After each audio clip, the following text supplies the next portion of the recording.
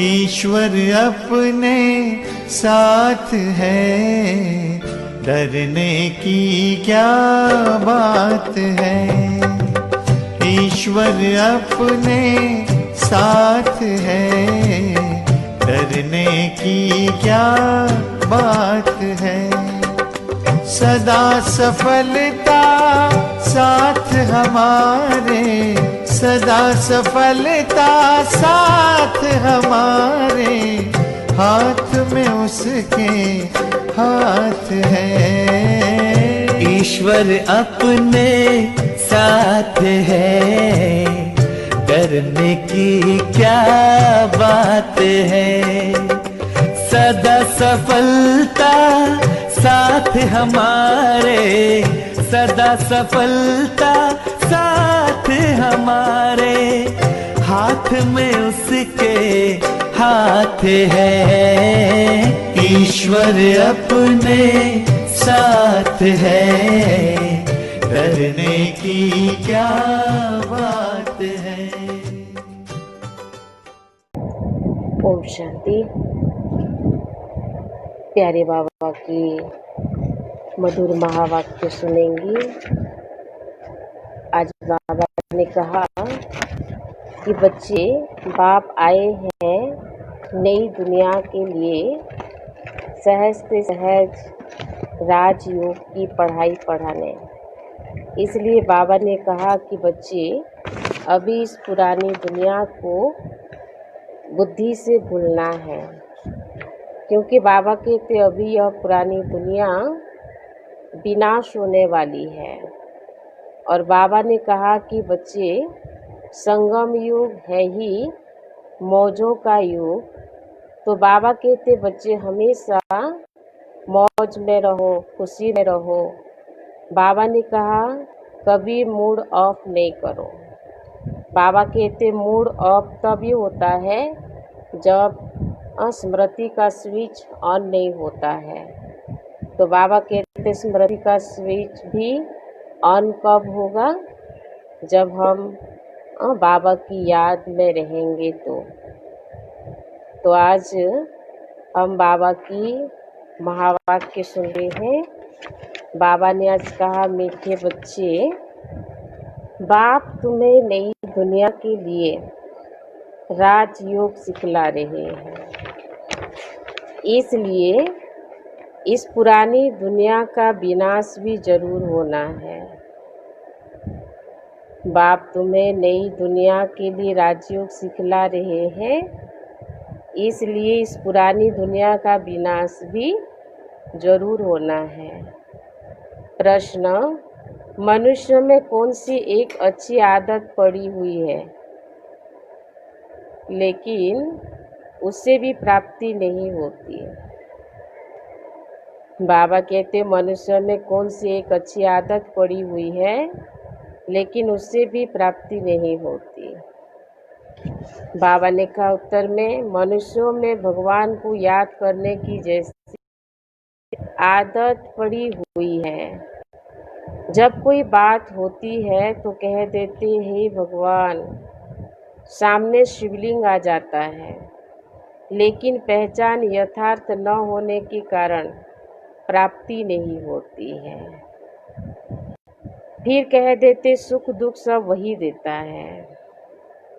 बाबा कहते हैं जब कोई बात होती है या कोई दुख होता है तो फट से मुख में आता है हे भगवान, यानी बाबा कहते हैं शिवलिंग याद आ जाता है। लेकिन बाबा कहते बच्चे, यथार्थ पहचान न होने के कारण प्राप्ति नहीं होती है। और फिर कह देते हैं कि सुख दुख भगवान ही देता है।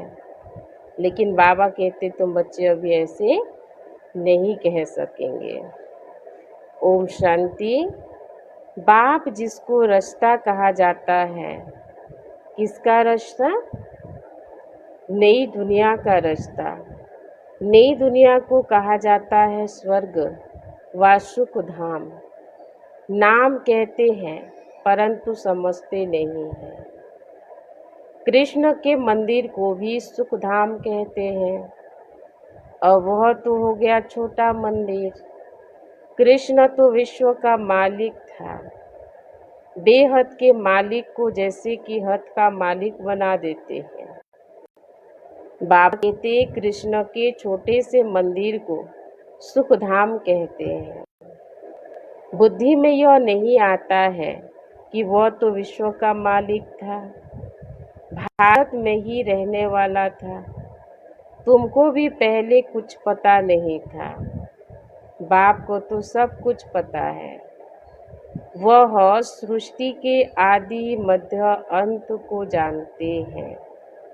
अभी तुम बच्चे जानते हो, दुनिया में तो यह भी किसी को पता नहीं है कि ब्रह्मा विष्णु शंकर कौन है। बाबा क्या कहते हैं? बाबा ने कहा इस दुनिया में यह भी किसी को पता नहीं है कि ब्रह्मा विष्णु शंकर कौन है। शिव तो है ऊंचे ते ऊंच भगवान। अच्छा, फिर प्रजापिता ब्रह्मा कहाँ से आया? है तो मनुष्य ही। प्रजापिता ब्रह्मा तो जरूर यहाँ ही चाहिए ना, जिसे ब्राह्मण पैदा हो। प्रजापिता माना ही मुख से एडप्ट करने वाला। बाबा कहते तुम तो मनुष्य ही हो। बाबा कहते हैं कि प्रजापिता ब्रह्मा तो जरूर यहाँ ही चाहिए ना, जिसे ब्राह्मण पैदा हो। प्रजापिता माना ही मुख से एडाप्ट करने वाला। बाबा कहते हैं मुख वंशावली। अब तुम जानते हो कि कैसे ब्रह्मा को बाप ने अपना बनाकर मुख वंशावली बनाया है। इसमें प्रवेश भी किया, फिर कहा कि यह हमारा बच्चा भी है। तुम जानते हो ब्रह्मा नाम कैसे पड़ा? कैसे? बाबा कहते पैदा हुआ, और यह कोई नहीं जानते हैं।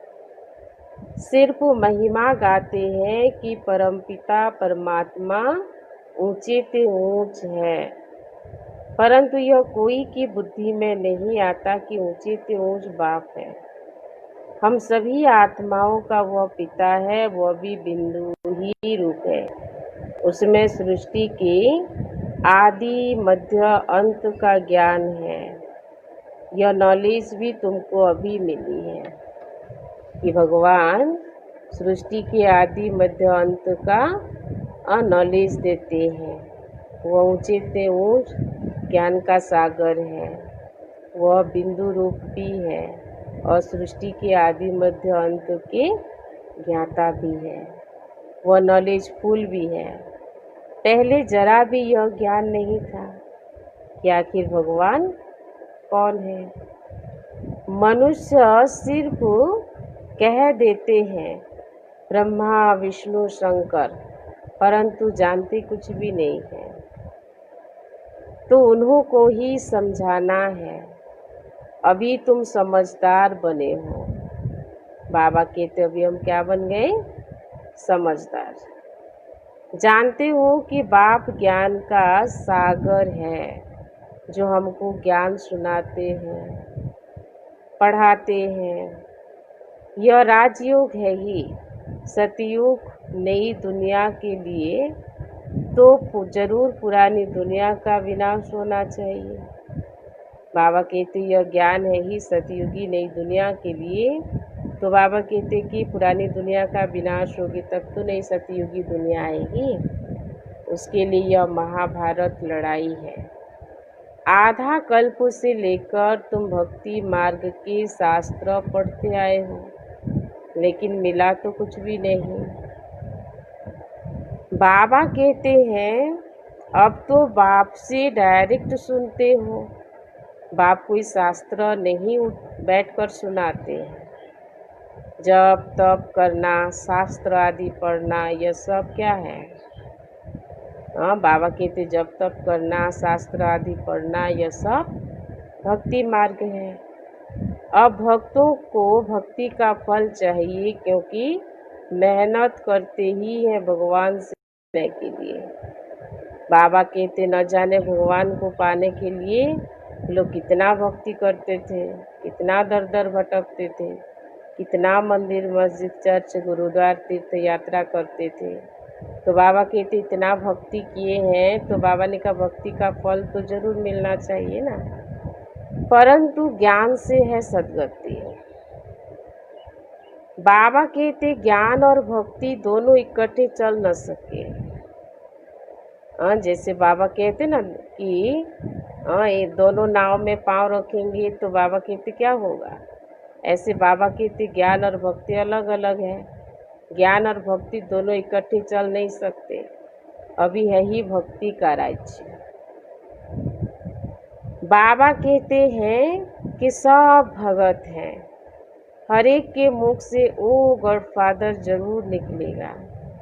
अब तुम बच्चे जानते हो कि बाप ने अपना परिचय दिया है कि मैं छोटी बिंदु हूँ, मुझे ही ज्ञान का सागर कहते हैं। मुझ बिंदु में सारा ज्ञान भरा हुआ है, आत्मा में ही नॉलेज रहती है। अभी तुम बच्चे समझते हो कि उनको परमपिता परमात्मा कहा जाता है। वह है सुप्रीम सोल, अर्थात सबसे ऊंचे ते ऊंच पतित पावन बाप ही सुप्रीम है ना। मनुष्य हे भगवान कहेंगे तो शिवलिंग ही याद पड़ेगा, वह भी यथार्थ रीति से नहीं।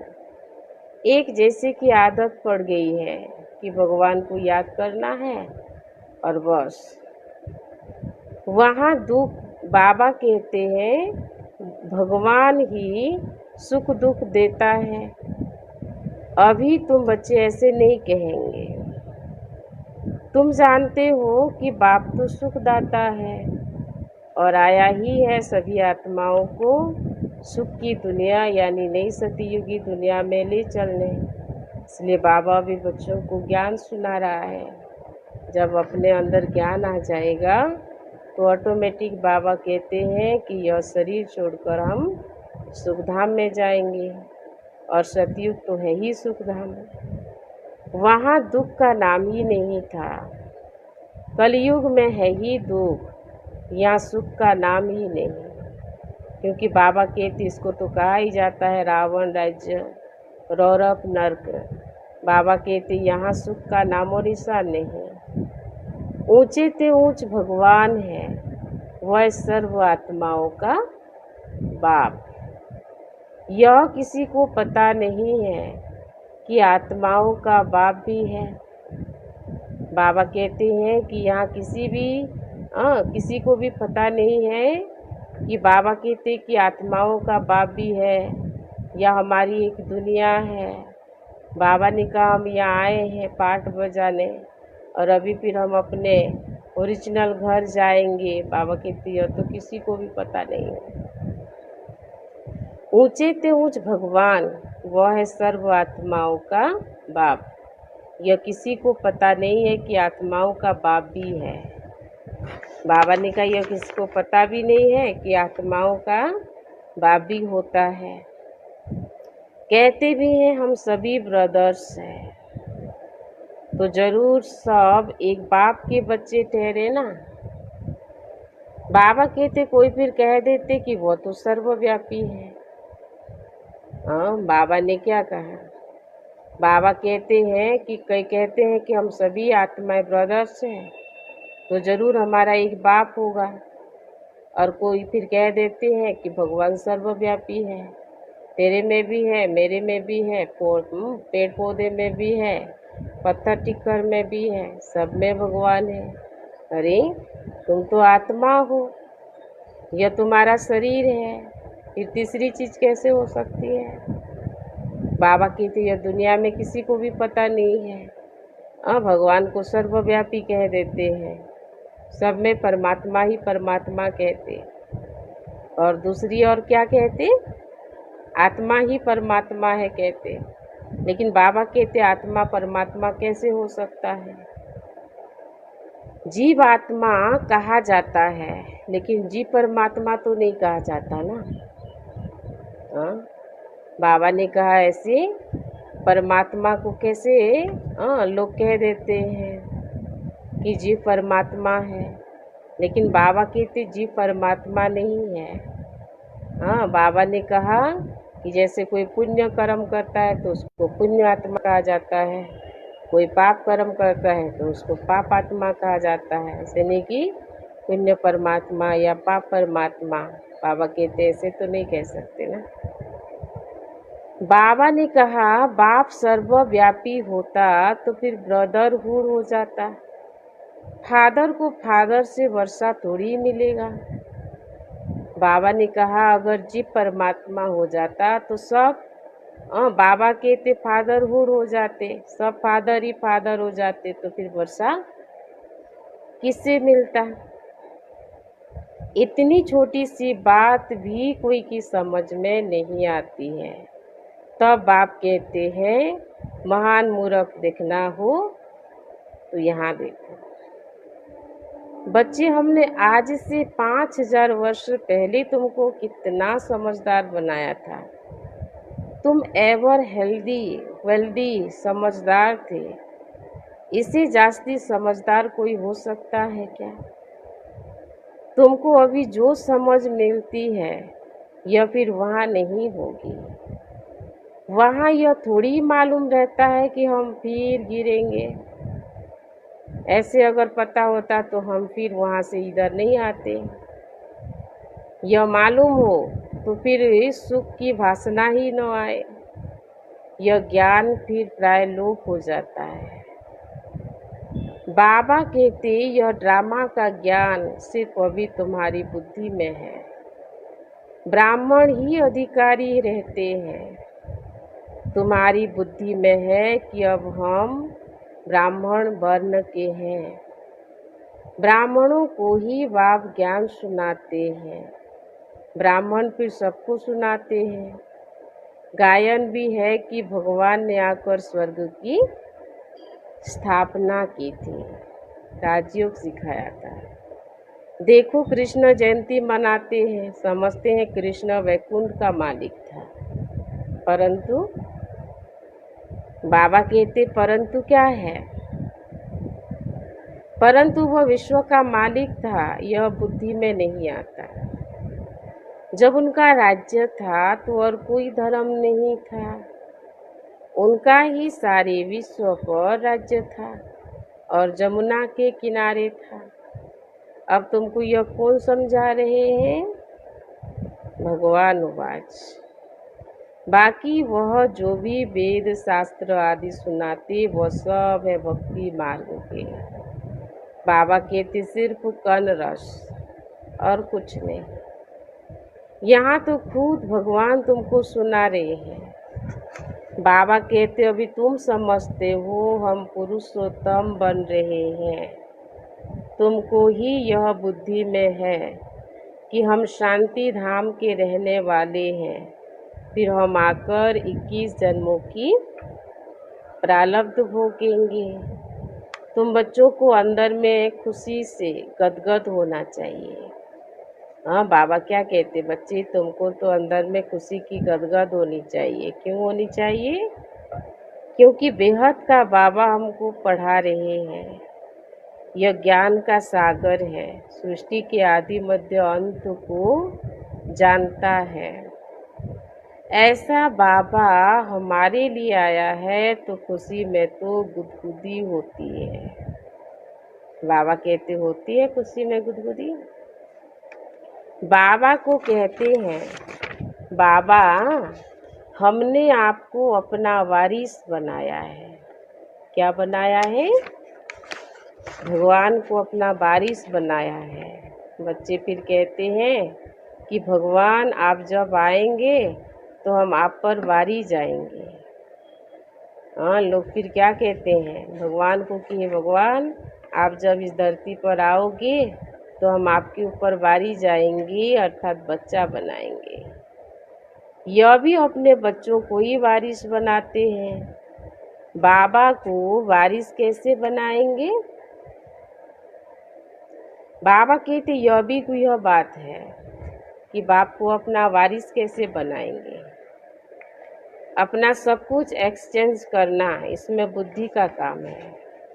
दुनिया में लोग भगवान को मानते हैं, लेकिन भगवान के ऊपर वारी जाना या भगवान को अपना वारिस बनाना यह तो उनको आता ही नहीं है। लेकिन बाबा कहते बच्चे यहाँ भगवान के ऊपर वारी जाना यानी भगवान को अपना वारिस बनाना, तो बाबा कहते वारिस कैसे बनाएंगे।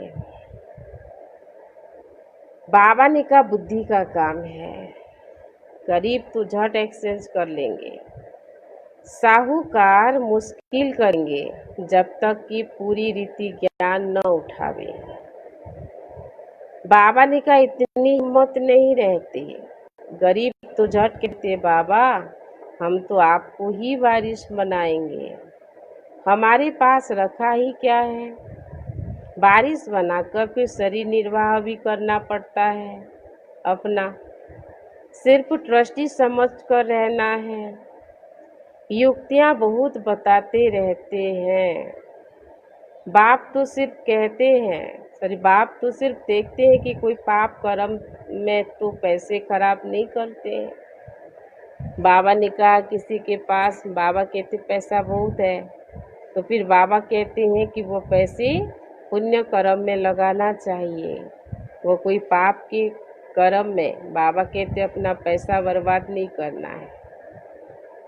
मनुष्य को पुण्य आत्मा बनाने में पैसा लगाते हैं। बाबा पूछ रहे हैं कि मनुष्य को पुण्य आत्मा बनाने में बाबा कहते हैं पैसा लगाते हैं।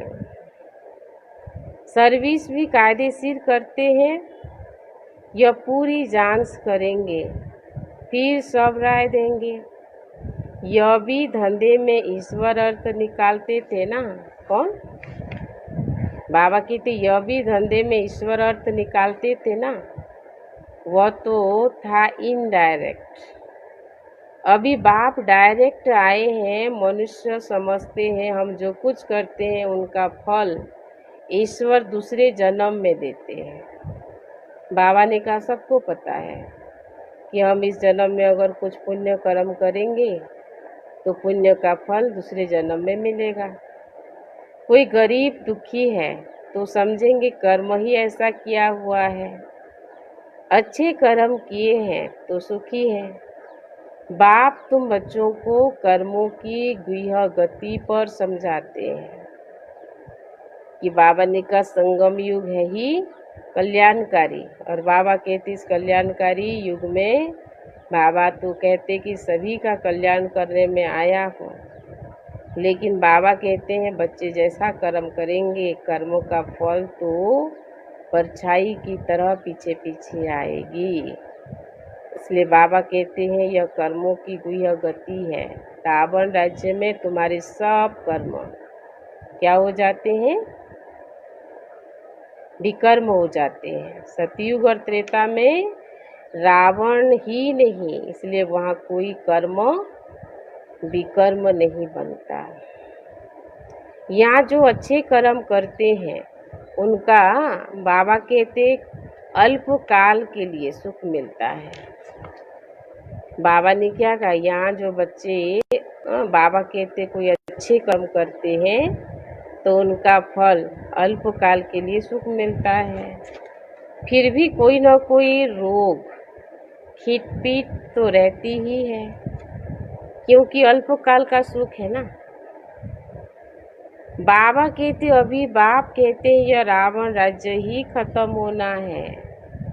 राम राज्य की स्थापना श्री बाबा अभी कर रहे हैं। तुम जानते हो, बाबा क्या कहते, तुम जानते हो यह चक्र कैसे फिरता है। भारत ही फिर गरीब हो जाता है।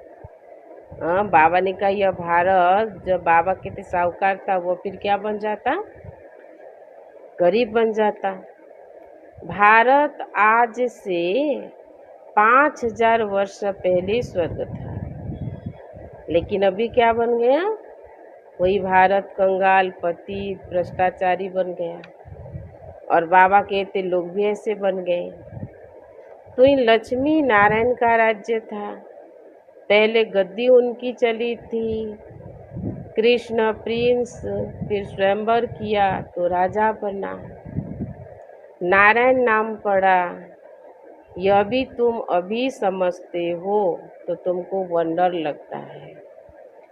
बाबा ने कहा अभी हम बच्चे यह सब ज्ञान समझते हैं तो बाबा कहते वंडर लगता है कि वही कृष्ण प्रिंस बनकर जब राज्य चलाता है तो उनका नाम नारायण पड़ता है।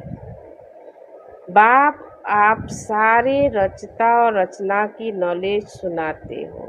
बाबा आप सारी रचता और रचना की नॉलेज सुनाते हो। आप हमको कितना ऊंच पढ़ाते हो। बाबा की गुणगान करो कि बाबा आप कितने ऊंचे हो, आप कितना नॉलेजफुल हो जो आकर हमको पढ़ाते हो। बलिहार जाऊं हमको तो सिवाय एक बाप के और कोई को याद नहीं करना है। बाबा क्या कहते हैं?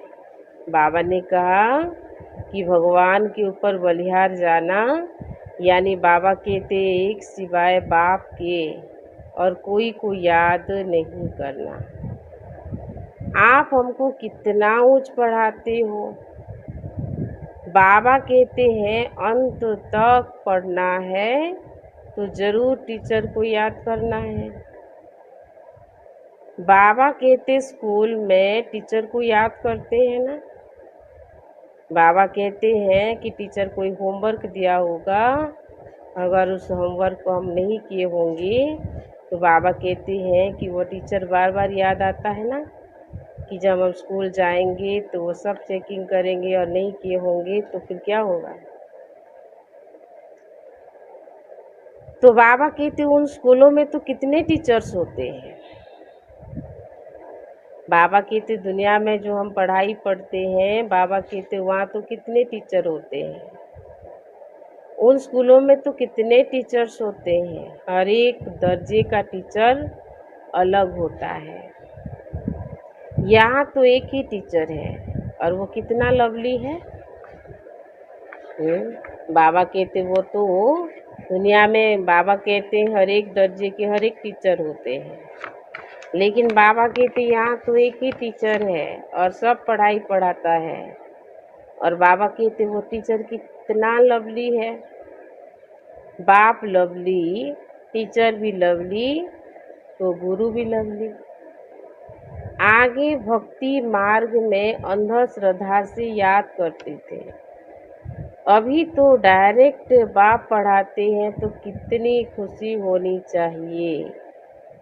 फिर भी बच्चे क्या कहते हैं?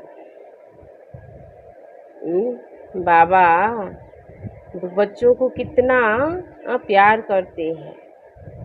बाबा कहते हैं भगवान डायरेक्ट आकर बच्चों को पढ़ाई पढ़ाता है, तो बाबा कहते कितनी खुशी होनी चाहिए।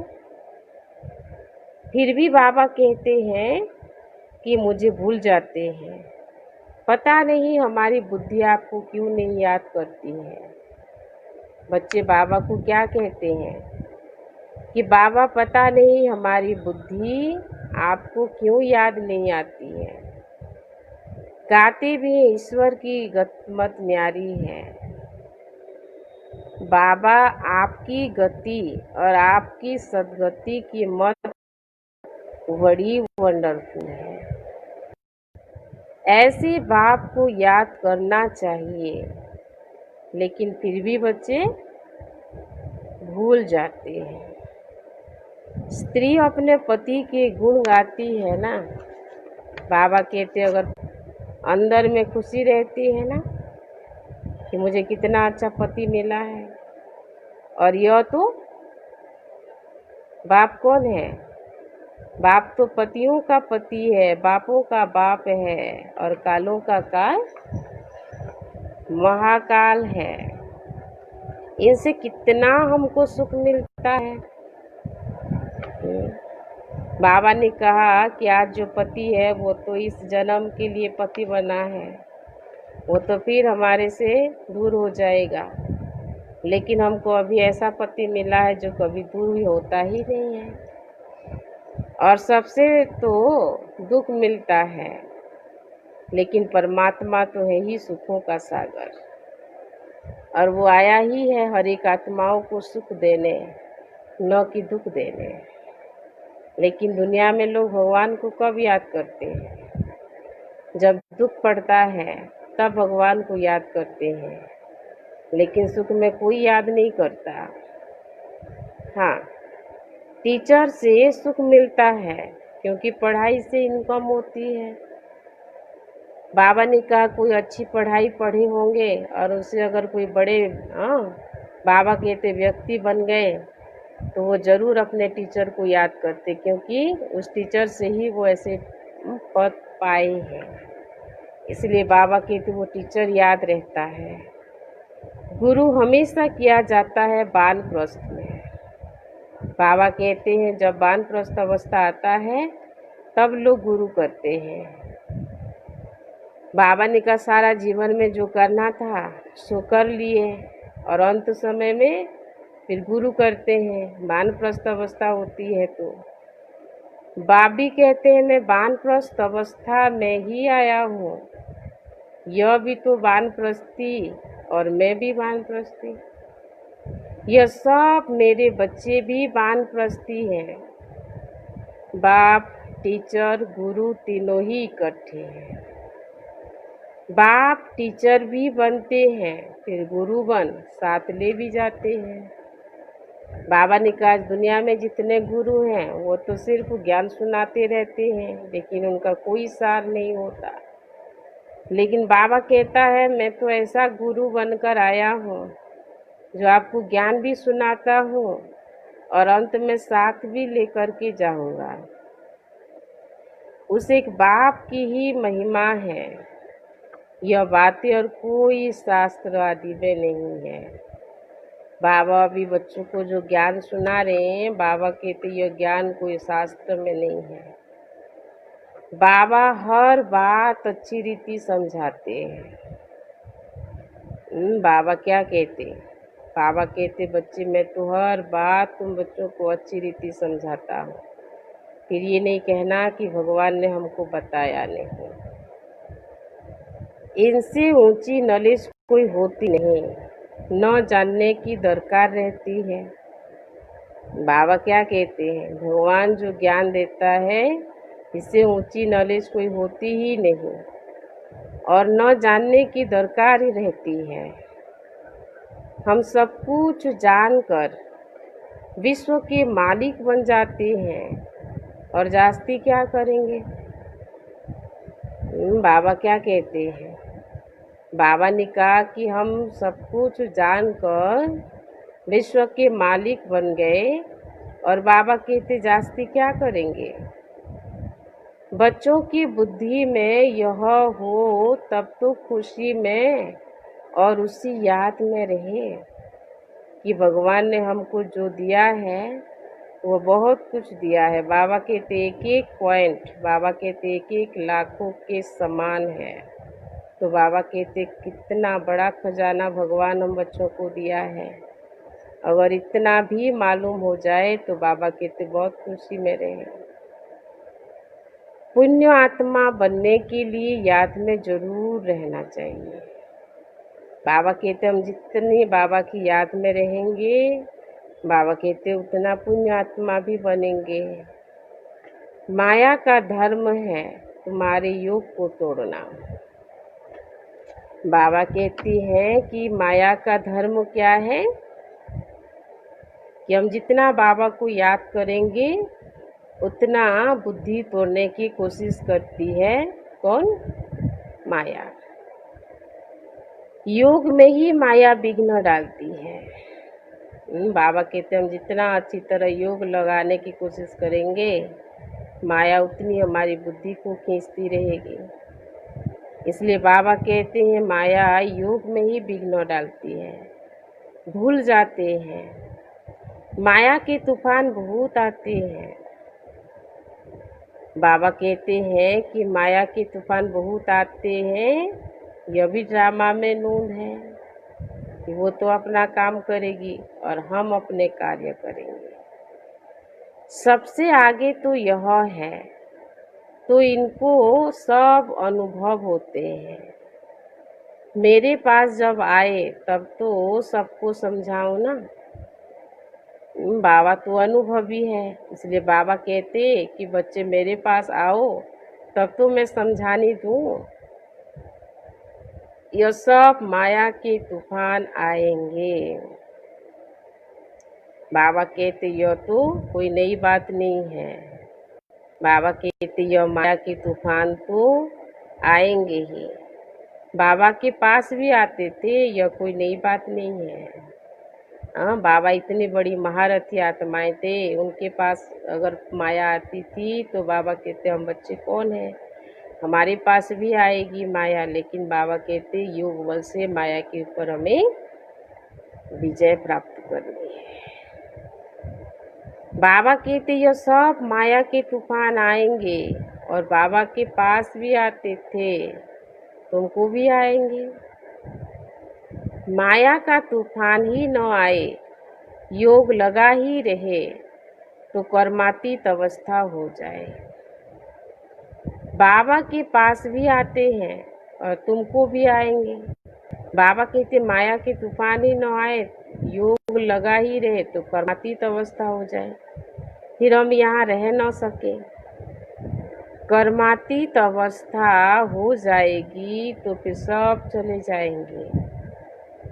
इसलिए गायन क्या है?